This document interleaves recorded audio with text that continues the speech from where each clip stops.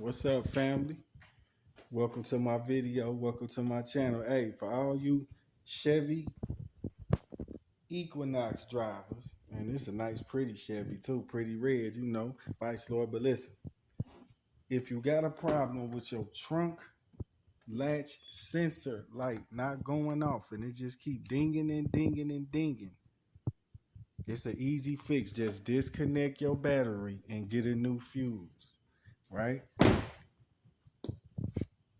If you're trying to fix your trunk latch, your trunk latch right here. You press it and the hood raise up. Sometimes it ain't gonna work. That's when you gotta get a new sensor.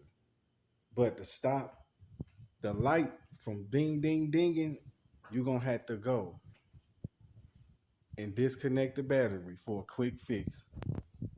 And then you know what you're gonna have to do? Get your sensor. Hey, this Mr. Pyrex, and I'm here helping y'all out as y'all automotive mechanic. But you can call me your prophet. Holla at me.